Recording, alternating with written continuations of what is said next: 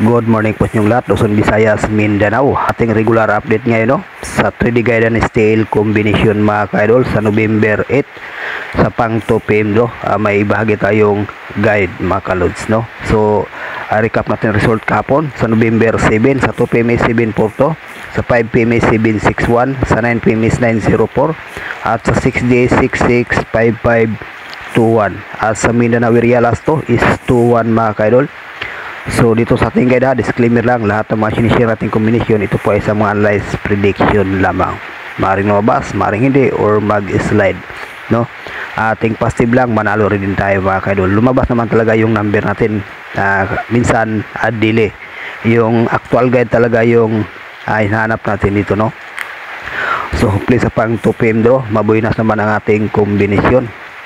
Okay guys, so unang combination natin, 978. Pangalawa is 597. Pangatlo is 378. Dito sa ating three combination mga ka-idol, may ibahagi tayo ditong base, na 597 at saka 378. So yan ang ating guide para sa 2 PM. Sa gustong mag one combination, itong 597. Okay, so pa-copy, may bahagi tayong base pairing guide.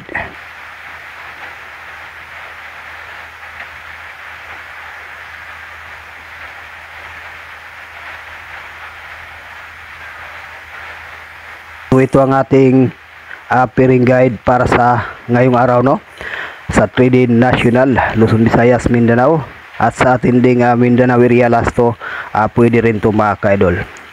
Okay, pa-copy, may ibahagi tayong lucky pick.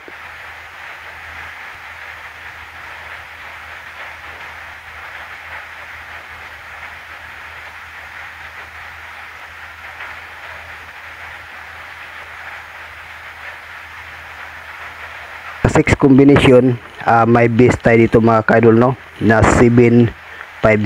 Gustong mag one combination, yung 750 mga ka-idol. Good luck and hope to win. Bye bye.